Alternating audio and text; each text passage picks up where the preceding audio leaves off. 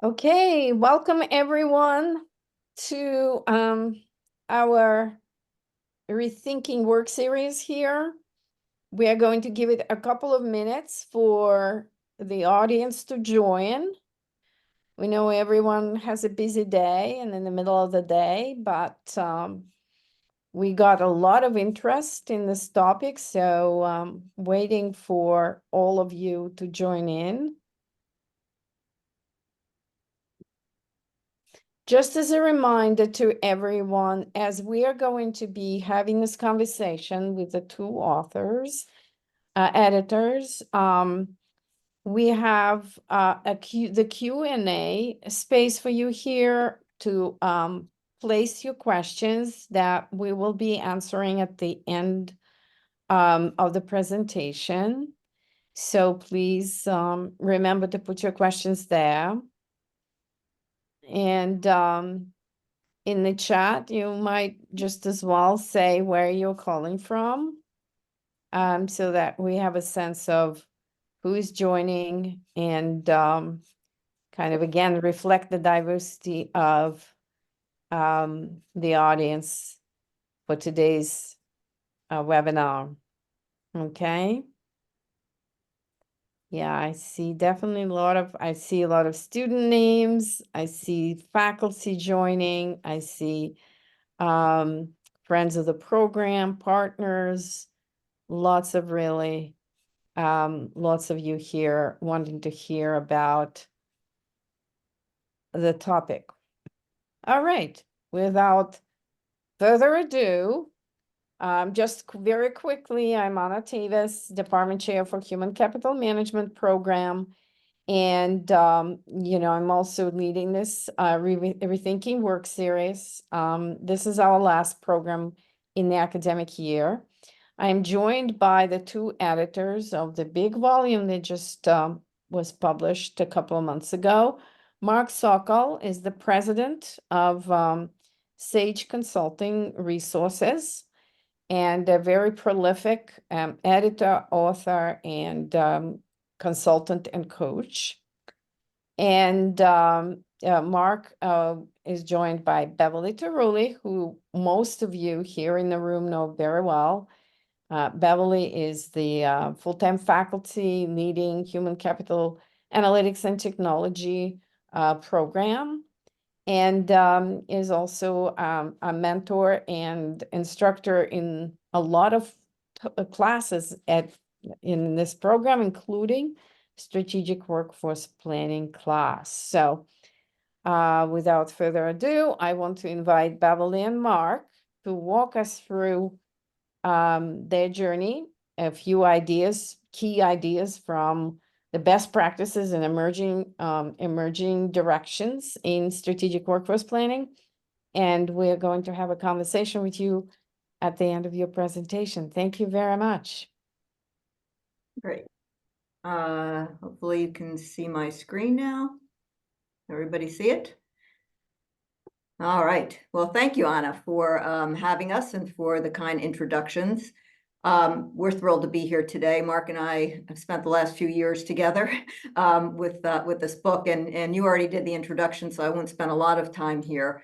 But Marc, anything else you wanted to add about some of your background in addition to your consulting work? I think it's, as someone who works often at the C-suite and just below the C-suite, I've over the years come to see how strategic workforce planning is really an entry route for organization development.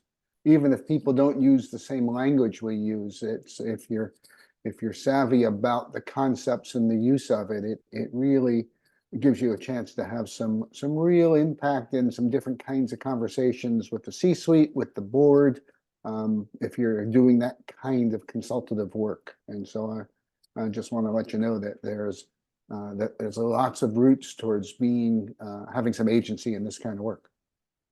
Yeah, thanks, Marc. So, when we set out to do this book a few years ago, I think there were a number of motivations, but one of the things that occurred to us is that strategic workforce planning is something that is getting a lot more visibility these days. And if you look historically, it sort of ebbed and waned in terms of its importance and people actually doing it. You hear a lot about it. A lot of people haven't done it, and a lot of people don't know how to do it. But one of the things we wanted to do with the book was to really start people talking about the evolution, because we really see it as kind of an inflection point, and you'll see that in some of the key messages from the book. For those folks who have been doing it, we wanted to make sure that we increase the presence and talked about the impact that they have. And then, the last piece was, for business leaders, not necessarily HR leaders, but for business folks, they should be seeing strategic workforce planning as a piece of their competitive advantage. So, Mark, you want to talk a bit about some of your experiences? Sure. Let's, one of the assumptions, which we think is a misconception, is that strategic workforce planning is just something done by people in the HR function or HR with finance. And when you think about it from what drives business, it couldn't be further from the truth. And just here's an example. These pictures on here are of a very nice hotel, a high-end hotel in Shanghai. If you recognize the pictures, it's a place where Intercontinental Hotels Group wanted to launch out. And in the earlier part of this century, as China was opening up, Andy Koslick, the CEO of Intercontinental Group in London, told the street, his financial investors, that we are going to grow by X amount in the next couple of years because of our massive growth that we're going to see in China in the way we'll do it. And he got pushback, not from HR, not from finance, but from his little Asia Pacific corporate audit and risk management group, who essentially said, dear Mr. CEO, you can't get there from here, at least not now, because they've run the numbers and they've looked at the funnel for what it takes to find people to recruit who have the core skills they need, the language skills, and the skills that help reaffirm the brand of this hotel group. And they said, as big as China is, with no schools of hotel management, we have no way of reaffirming our brand in the time frame that you want. And so this was risk management function and audit saying, you cannot do this without the right kind of workforce planning. And it may mean you need to even go beyond just the confines of our company. We need to think about schools of hotel management for Chinese nationals. And so it's an interesting notion to start with, that this affects business, it affects our assumptions about business. And as we get deeper into it, we have, those of us who do this work have lots of partners around the workforce. And then executives realize this, start to pose questions to us, much like the kind of question that you might have gotten a few years ago, Beverly. Yeah, and to Mark's point, sometimes the CEOs ask very specific questions. They don't know they're asking about strategic workforce planning, but that's in effect what they're asking. So when I was at PepsiCo several years ago, and Indra Nooyi, who you probably know, was the CEO for about 13 years, my whole tenure there actually. One day she was asking us, what future marketing skills do we need? This was top of mind for her, and so this is the kind of high level requests that you get from executives sometimes, and it's not an easy question to answer for a lot of us, and that's where strategic workforce planning comes in. And recently, there was a study by BCG and talking about what was top of mind for HR leaders. And, this is a really complicated chart, but if you follow the arrow here, you really see that number 2 amongst HR leaders was strategic workforce planning. So again, we're starting to see more and more interest in this space. So when we talk about strategic workforce planning, for those of you who have taken my class or maybe have read books or have actually done this work, this model will look very, very familiar to you, or some version of it. It might not look exactly like this, but this is the basic process or the technical steps that you go through when you're doing strategic workforce planning. You start with the business strategy, you do some sort of assessment of the capabilities, future capabilities that you need, look at your current state, identify the gap, and then figure out how you're going to address the gap. And you've probably, if you've spent any time in this space, the 3 B's is kind of the general solutions, although as we'll see, there are more than 3. And then, you usually are handing off for implementation and follow-up. But one of the other things that we ran across as we started to write this book or edit this book was, that there's not a common definition of strategic workforce planning, and that's not unique to workforce planning. I think in HR, you won't find commonly accepted definitions of a lot of things like talent management even, but we put our definition forward here to say that simply the process of looking forward, looking at how you're competing in or choosing to win in your chosen market, and then linking insights to your existing and future workforce. So, we wanted to frame it within the context of the business. Yeah, we also see it as something that's been changing. And so it might help just to get us all grounded on the same page. We'll do an example of what's traditional and how it's been evolving over time. So this is traditional workforce planning. It's about maintaining operational status quo, how the existing staff. It was a numbers exercise of budget and people on an annual cycle, a formula, or spreadsheet.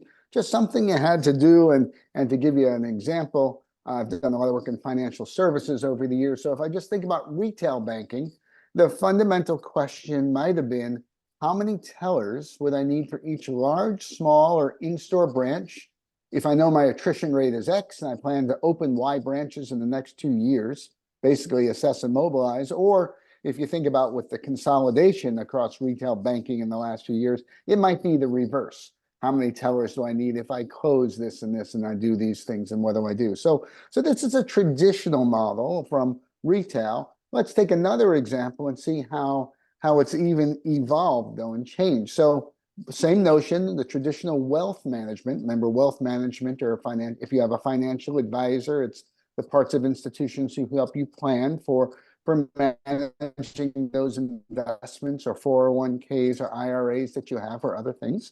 And this is a large institutional value for a lot of financial companies for that. And the fundamental questions: how many advisors do I have? How many clients per advisor? They sometimes call that a gearing ratio of how many. Then how many leave for any reason? How long to recruit, to hire, to onboard?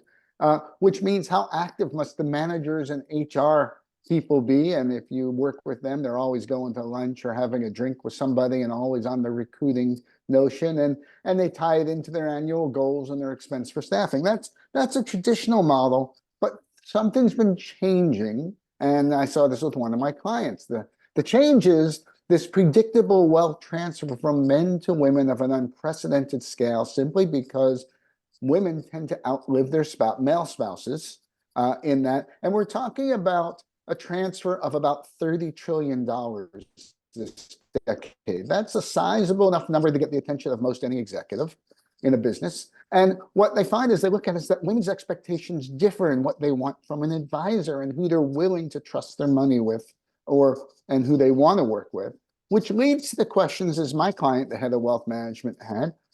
Do we have the capability profile among our existing advisors to capture that market? And should we shift our profile of whom we recruit and who we hire and how we brand? And of course, being financial, to think, well, why am I waiting for attrition? Why aren't I doing this now? I need to get there ahead of my competitors. And it's not just the advisors. What about those who manage the advisors? I got to start thinking about my whole culture if I'm to compete in the marketplace and win. And what you see now is workforce planning moves from a static replacement mindset to a strategic advantage mindset, to a real shift. And so that's a fundamental shift in this. And it's not about strategic advantage mindset for 3 to 5 or 10 years out.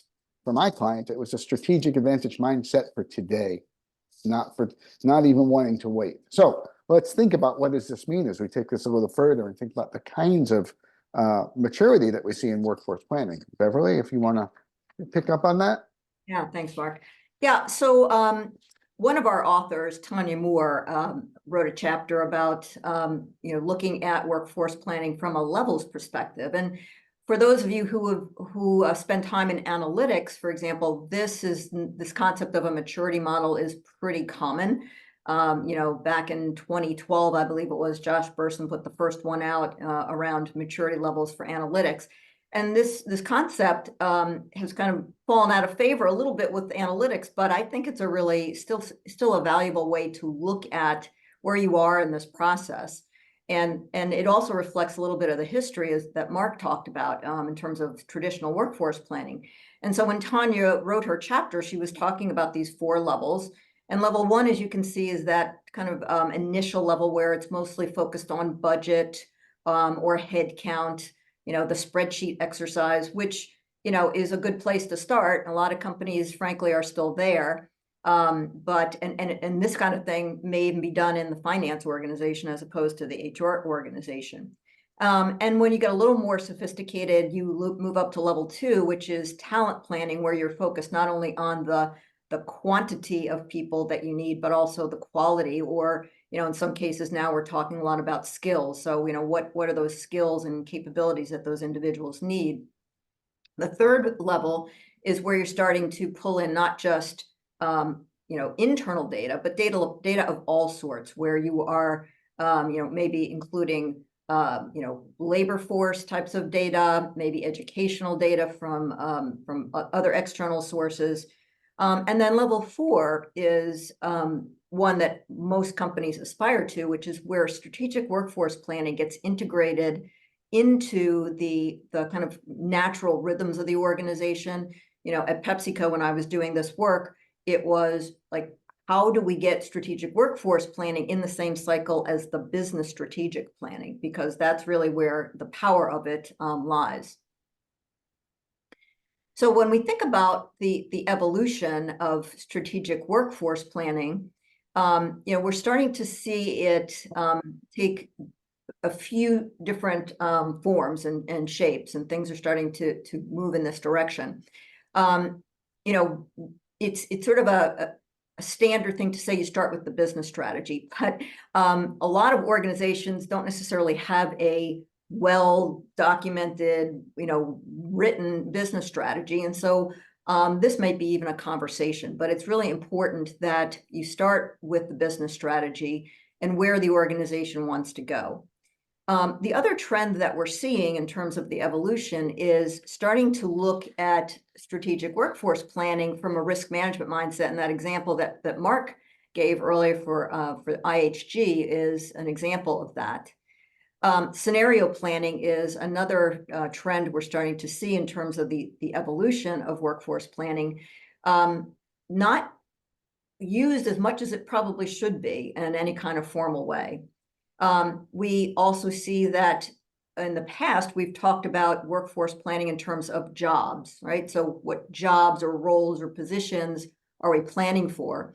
And several folks have started to think about, can we break that down and talk about planning tasks? Because as we know, there have been several thought leaders over the last several years to talk about maybe the idea of jobs go away, and we're focused on tasks or skills.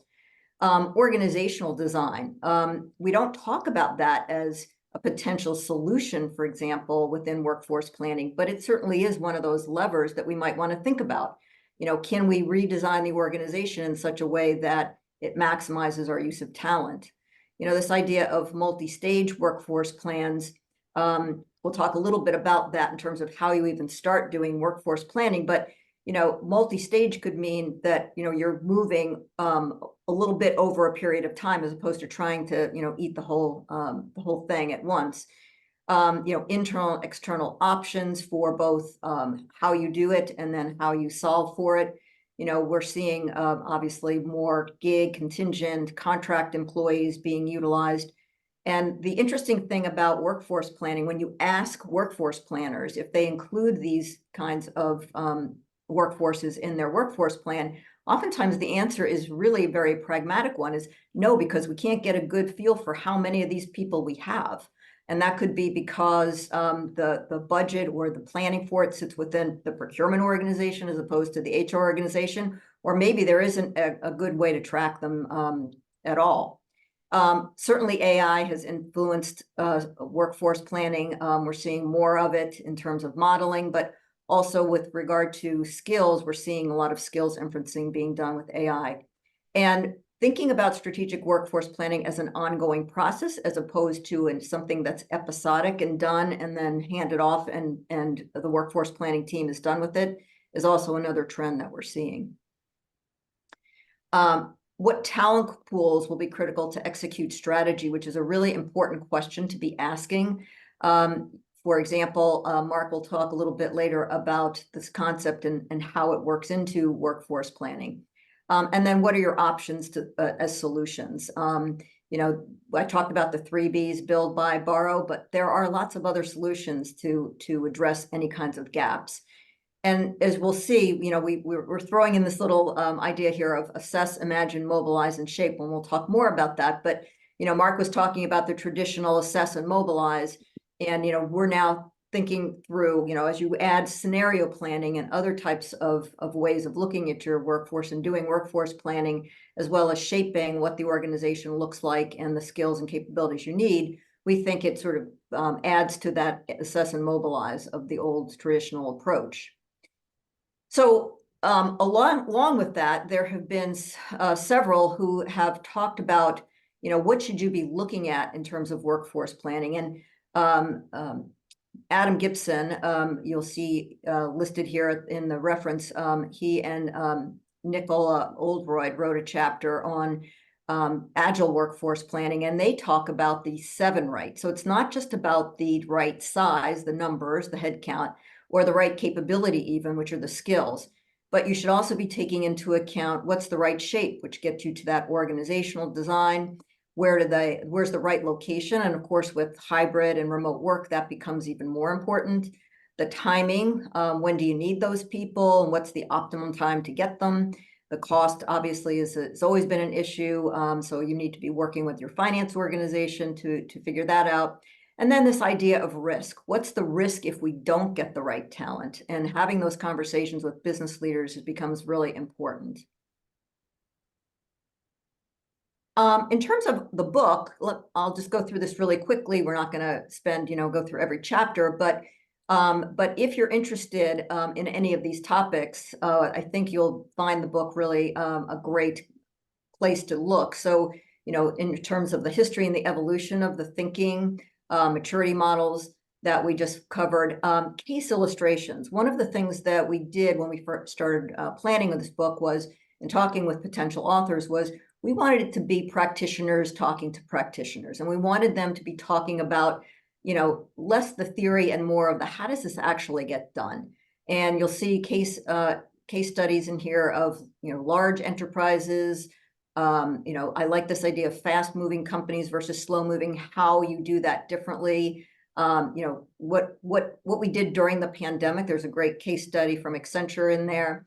As we mentioned, work task planning and skills-based planning. There's a great case from BMS. Consulting on SWP. One of the things, if you were one of my students, I always talk about analytics being the easy part. It's really the consulting piece that can be the most challenging. And then I think tips. Each chapter, we ask the authors to give very specific tips to others doing this work. Yeah, let me just jump in there for a second before you go on, Beverly.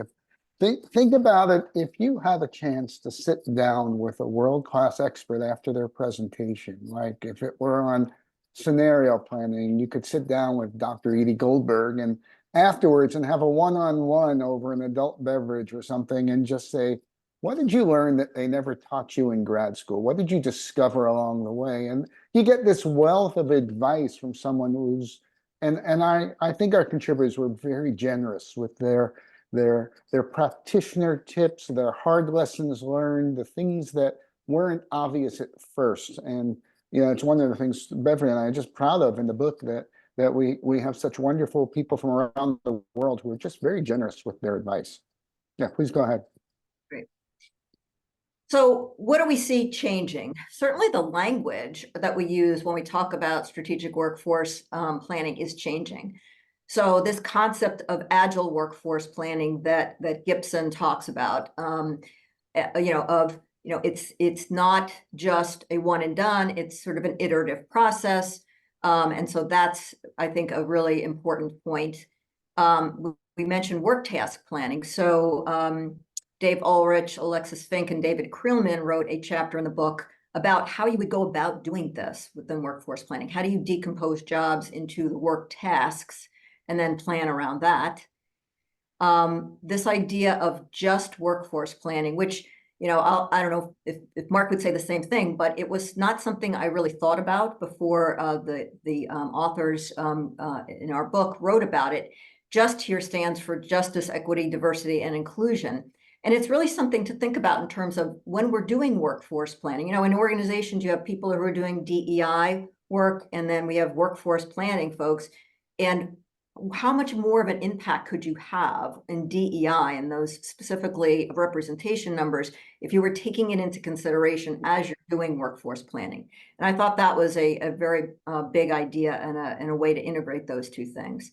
This idea of multi-speed planning, you know, how do you do this in an organization that may be a very fast-moving organization versus one that's a little slower moving?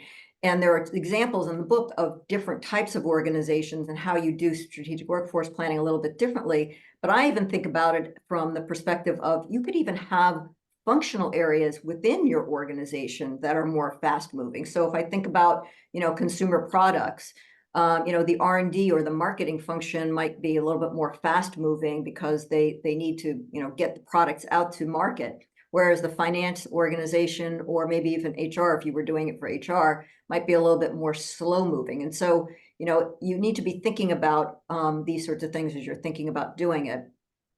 This idea of integrated workforce planning, you know, Mark threw out the idea at the beginning of the session today about organization development and thinking about how SWP plays into that. And one of the things I think that's really interesting is instead of just talking about what the work is to be done and who you need to do it, but you know, how should the work be done? And there's a great chapter on professionalism, something we don't talk about often, but how do you workforce plan for that? And what should you be considering? And then, you know, as I've looked through and read all of these chapters through the editing process, you know, one of the things that occurred to me is maybe we should be calling workforce planning work planning. Because if you think about it, as work changes and technology takes on more and more of a role, you know, maybe our role as HR folks is not so much how many people we need, that's still important, but yet better yet, how we get the work done, whether that's a combination of people and technology, you know, full-time employees and gig and contract workers. And thus our methods are evolving along with the language.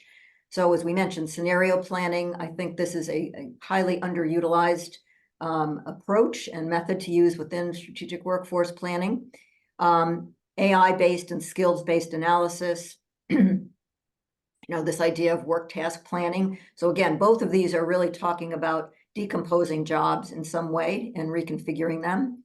You know, organizational network analysis, you know, if you're an NYU student, you learn a lot about this either through Dr. Tavis's classes or elsewhere. There's a great chapter about how you can use this in workforce planning when you're doing mergers and acquisitions. As we mentioned, DEI being incorporated within SWP analyses, and then looking at job similarities for reskilling potential. You know, as we are doing strategic workforce planning, this becomes sort of easy as you start to think of what skills do you have and could you be using them in other places within the organization if you did a little bit of reskilling of those people. And the idea, excuse me, that we're still not seeing much of, we saw it during the pandemic, of where companies can come together to say, you know what, we're downsizing in this area and we have people with these skills, other companies who may need those skills, and are there opportunities that we could be thinking about where we have multi-company sharing of data and ultimately talent. So, you know, one of the things that gets people hung up with strategic workforce planning, and I've seen it in talking with organizations, is where do we even start? And one of the things, excuse me, I'm sorry, is, you know, you have to assess the company strategy, right? Whether that's something that's written, whether it's just having conversations with people, that's a really key first step. And you need to understand that because it has to be tied to the business. One question that always comes up is, do I do a whole organization strategic workforce plan, or do I pick pieces of it? I have a particular point of view about that, but it is something that you need to really address. Should we pick functional or department levels, or maybe even business unit levels? Do you focus on where leaders are feeling the most pain, or do you identify critical roles and talent pools? And I'm going to hand over to Mark at this point because my voice is going. Thanks. So here's a quick takeaway for everybody who's on this thing, and whether you're an internal business partner, you're a consultant, if you want to stay longer in the room with decision makers or get invited back, think about the word pivotal talent, or how you can message that and use that in your conversations. Because pivotal talent is more than resource planning. It is the notion that, yes, all team members matter, but some have a higher order of impact and more potential to improve company performance as they improve their work, as they do things. And this is an example. There's some others. If you think about it, where perhaps you have a car and you've taken it to the shop at some point for service, and you got some messaging, and guess what? The technicians who work on your car, there isn't as much of a difference between the best and worst technicians because of all the pre-certification and all the hiring that goes into finding those technicians in the first place. So there's not as steep a curve in terms of how much value they add. They're good and they're important. But if you think about service advisors who come from a completely different path, often there's a much steeper curve, a much bigger difference. And you can tell this just in your gut when you brought your car in for some basic service and they came back and they said, oh no, you need to do this and this and this and this.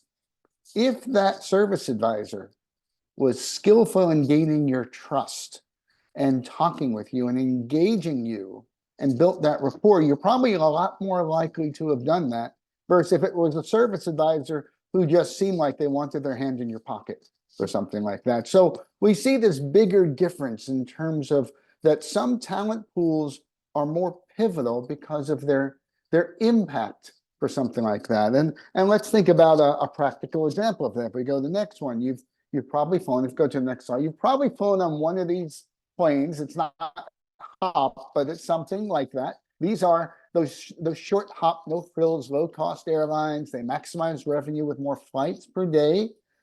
For that, a colleague of ours did some research on this some years ago. And if you think about when these airlines were getting started, they what was it like? And your finance director, if you work in business, you're used to finance directors saying something like this: hey, we have limited funds to invest in our employees and take the company to the next level. I went to some workshop and somebody with a PhD told me don't spread it like peanut butter. So I'm asking you, we're going to place emphasis on one talent pool. Should we invest in the pilots, the flight attendants, or the hourly crew? And don't tell me everybody matters. Tell me which one and give me your logic. And, when I teach about this, we work through the case. And when these airlines were fairly new as a concept, sure, pilots matter, but just like the technicians, there's a lot of certification up front. And so if we think about the other two groups, yes, they both matter. But when the airlines were new, it was actually the hourly cleaning crew, because to the extent that they could be efficient and do their jobs well, they found that those short hop airlines could do 2-3 more hops in a day, which is sometimes the difference between breaking even and losing a little or making profit. So all of a sudden, that's the pivotal talent pool at that time to do it. But the interesting thing is that even who's pivotal changes over time, because that might have been true 20 years ago, but somewhere around 2016, 2017, something changed in who is pivotal. And if you can think about what might have happened on airlines, maybe you remember United Airlines for that. And everybody had one of these things on the airline. And you may remember a gentleman was forcibly taken off an airplane and everybody took video of it and it went viral. And all of a sudden that changed the tone of airline experience. And the airlines realized, oh, the most pivotal talent crew are now flight attendants who are able to de-escalate those conflicts or keep them from even coming about. So all of a sudden, who's pivotal changes over time for that. And just to stay with this for a minute, because I know we have a a question about thinking about research scientists and research people. And as it turns out, just last week, I was speaking to somebody from a research laboratory that's connected with other laboratories, and we were talking about what's changed in workforce planning. Well, he said, we have this challenge of people going from technical expertise to becoming managers of research people. That's probably familiar to anybody who's worked in engineering or technical organizations. They have to learn to do all the things of managers, moving from technical expertise. But what's really changed in the last number of years is that the best research managers become not just good people, but they're connectors. If you think about it from a Michael Arena kind of organizational network analysis standpoint, people who are connectors to larger groups, people who know how to reach out, who know how to connect their small research unit with other research units. And so all of a sudden, the workforce planning that differentiates one research laboratory leader from another is whether or not they have that natural affinity for connecting people and building institution relations, or they can learn those things. So all of a sudden, you have a workforce planning imperative that it's pivotal for these research managers to be able to do something more than just manage people. So again, what's pivotal is a critical conversation with decision makers, and it's not a static thing either. All right, let's move on to a little bit more. And so another way to just present these things and talk about things with executives, because a lot of our colleagues are very good at maintaining that kind of thing. And if you think about this, something else from our friend Adam Gibson, he talks about the integration and alignment of workforce plans. And if you look at this logic map, or this cascading map from goals to strategy to workforce strategy to plans, you won't see analytics any place in the foreground. It's all in the background.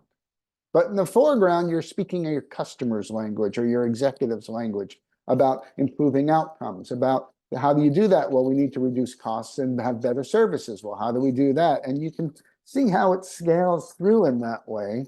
That's a good example. A more linear approach, if you want something less linear but stepwise, is our colleague Brian Heeger from Bristol Myers Squibb, talking about they have a 6-step process, not that different from what you've heard Beverly talking about.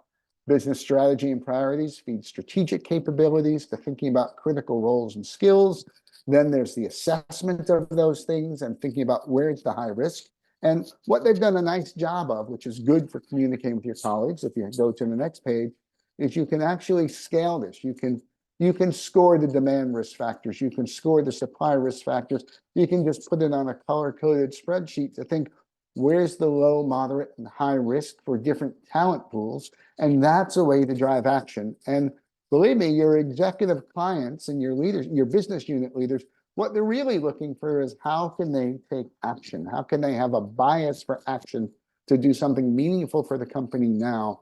And these are great ways to communicate those things. Again, we're so appreciative of our colleagues for sharing what they've discovered about this. And even though, as Beverly was saying, you learn a lot about the analytics, but actually there's some design principles that aren't just about analytics. We move to the next slide, please.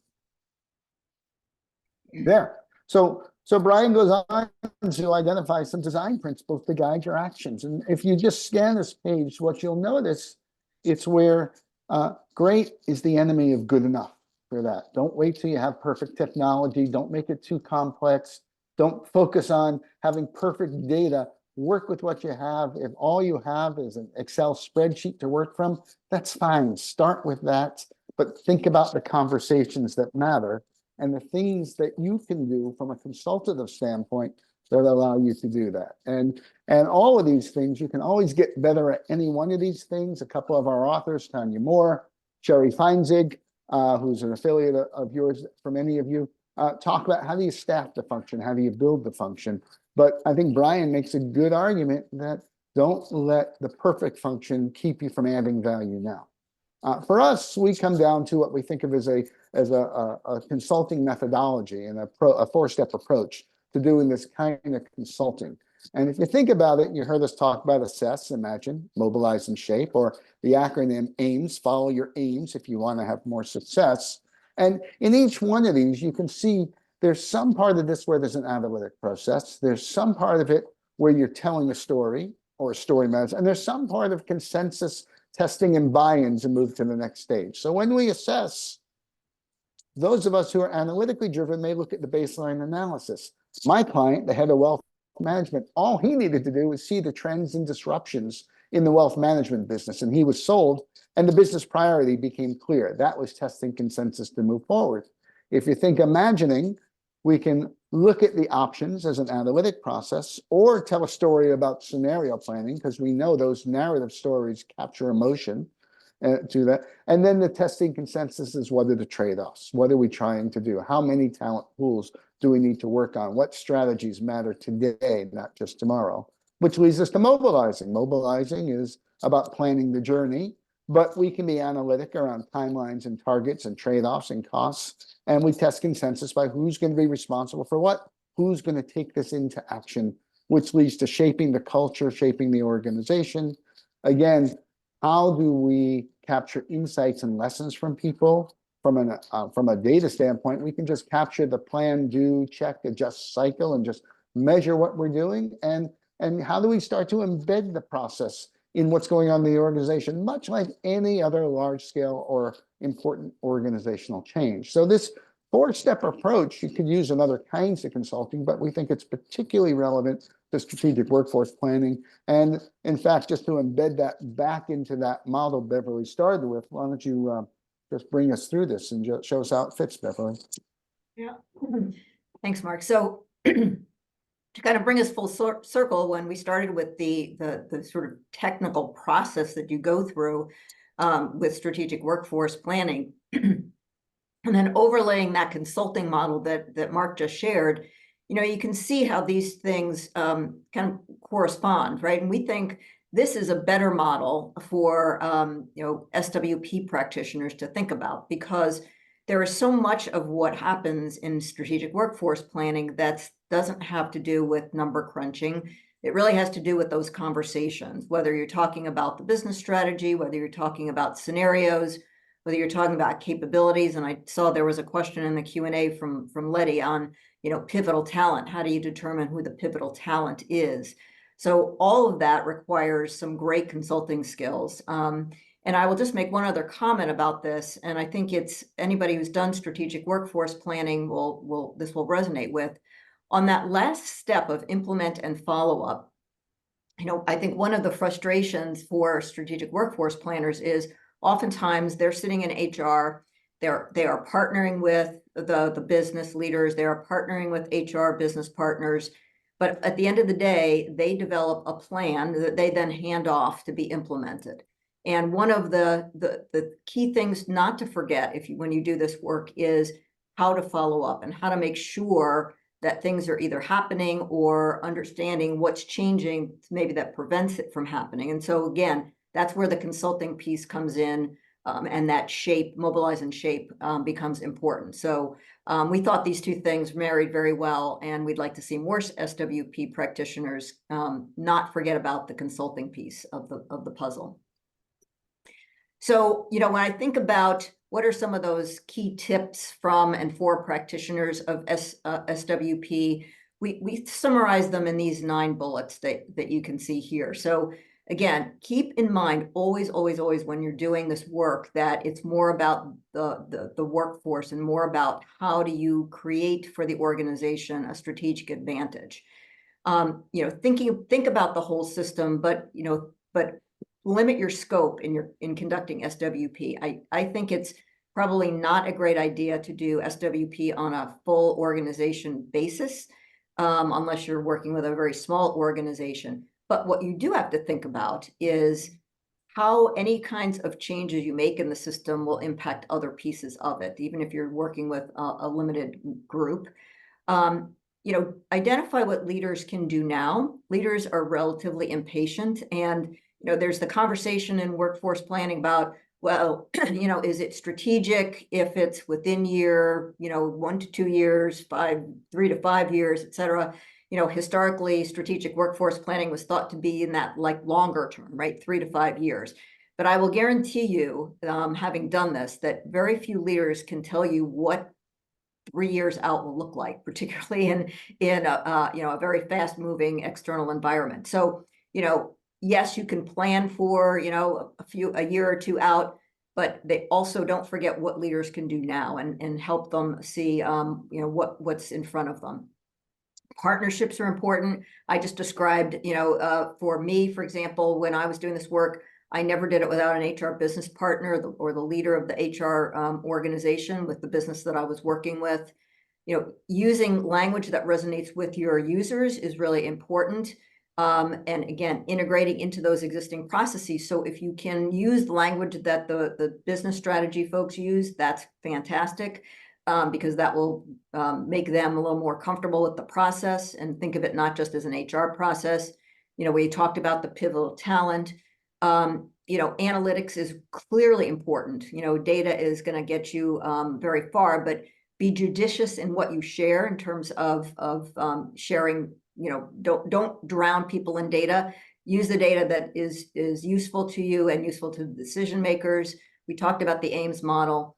And, you know, what we believe is workforce planning can be strategic regardless of whether you're doing it in the short term, the midterm, or the long term, as long as you are making it linked to the business and helping the business succeed with capabilities that they need.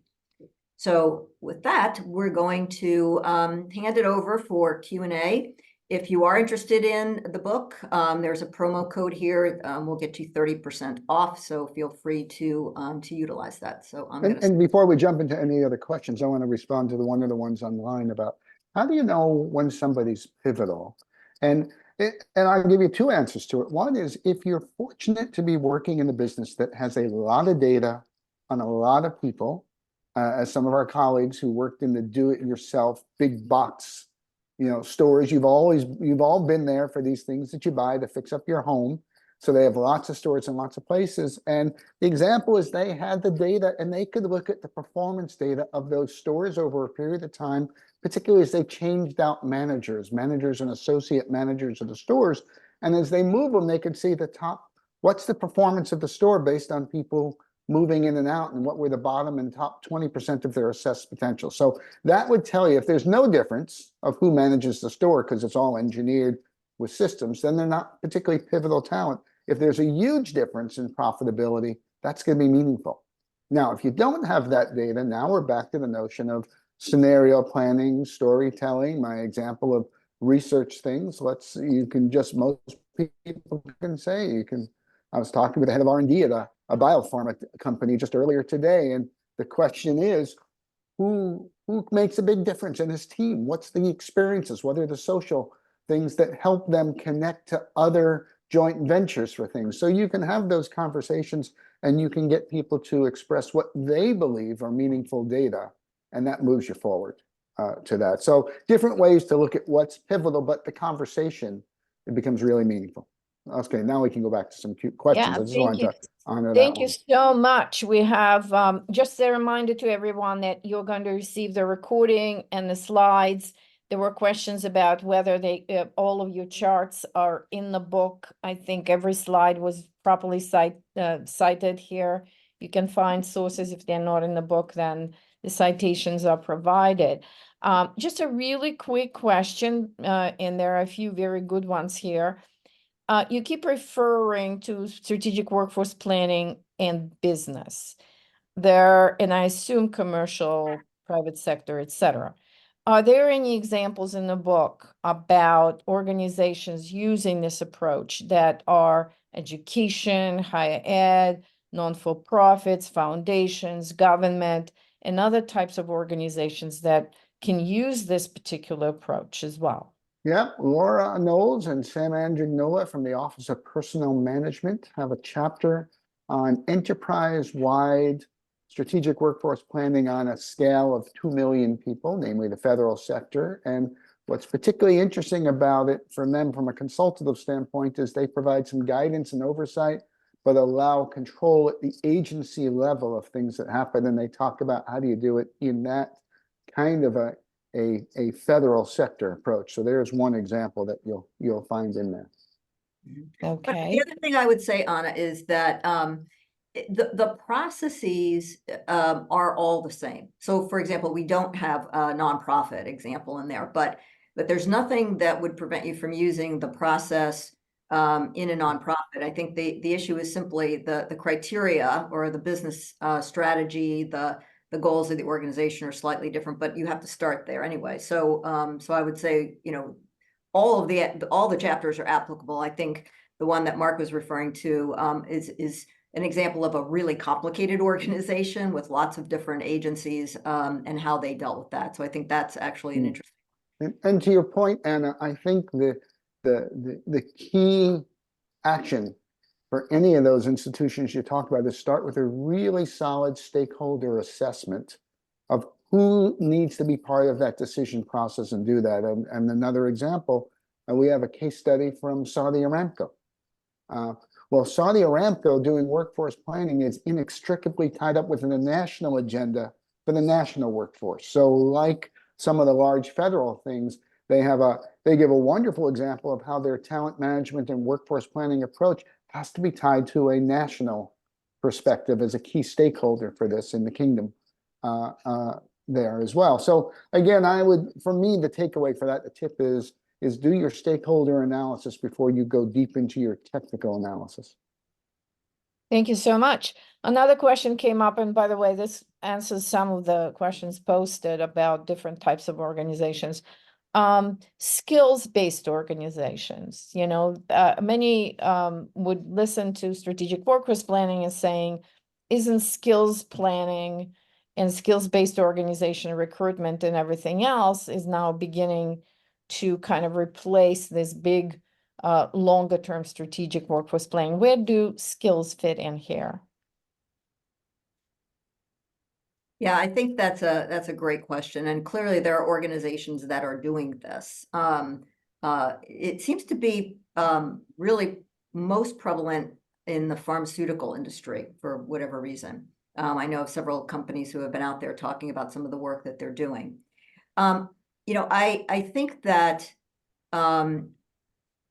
skills are obviously important. And I think where we're going to net out on this is that will be done for some jobs, because I think where companies are starting to realize the difficulty in doing skills-based workforce planning is it does require probably a lot of other work around it, around building these skills taxonomies and doing something more systemically in the organization. And where I see it working best, at least in these pharma companies, is in more technical jobs. So I think you're probably going to see some kind of hybrid solution here where, skills-based workforce planning might be done for certain jobs that require very specific skills that are easily determined through, for example, doing, skills profiling with AI, through like resumes and other types of things. And then for other types of jobs, it probably is going to make sense for a lot of companies to still stick with the job level. That's where I think we're going to end up. If I had to I'd add in also, the IT industry is also very prone towards some skills-based task analysis and activity. And if you think of it like this, if you can automate tasks, then you're going to automate them and not be dependent on people at all. There's the work planning. If you can't automate it, can you outsource at the task or job or skill level for things to do those things? But there are some things you can't outsource or don't want to outsource around those. And so where David Ulrich and Alexis Fink and David Creelman have a model of work task planning instead of workforce planning, Benjamin Schneider and Andrea Fischbach from German Police University look at professionals and some things that you don't want to undermine the culture of the business and you want to keep close in your workforce planning.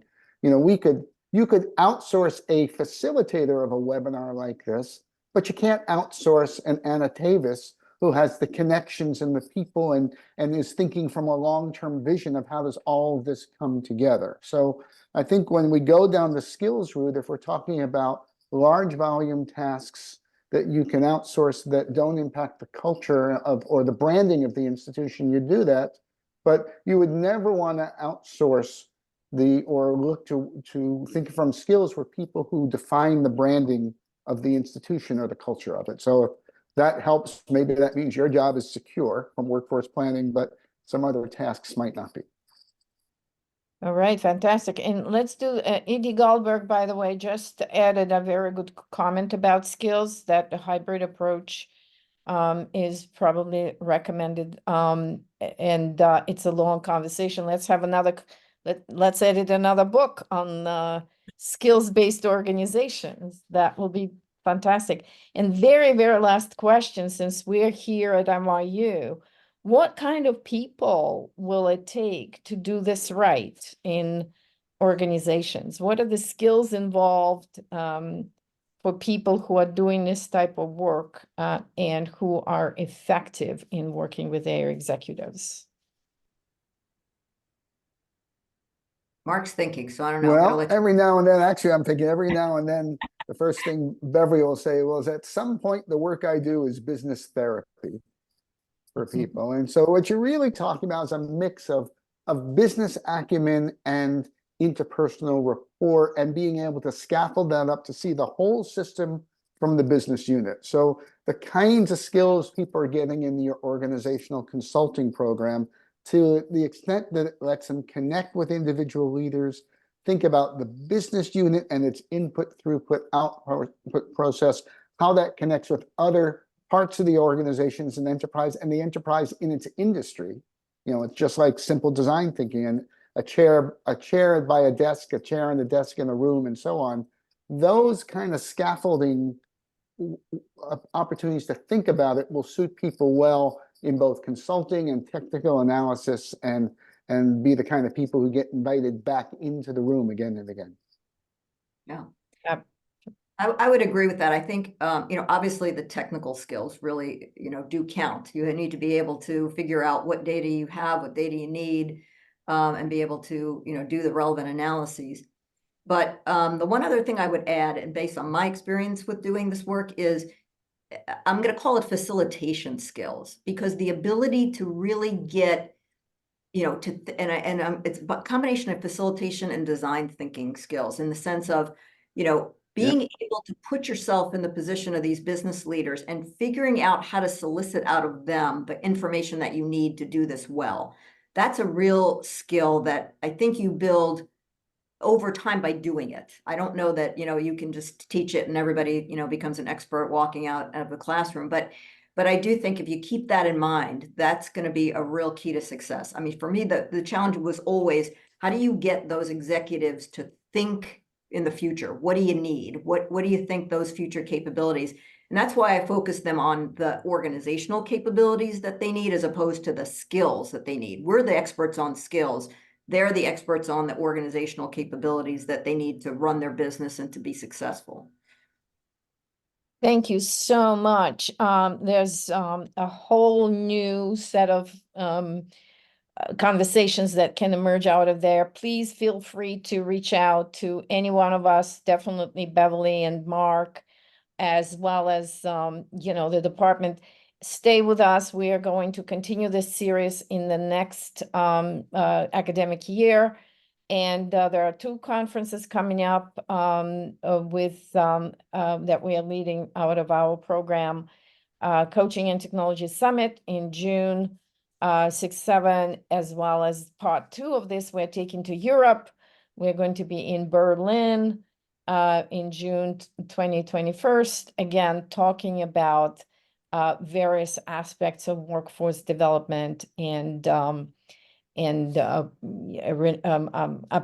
reskilling, and all of the issues involved, strategic workforce planning as well.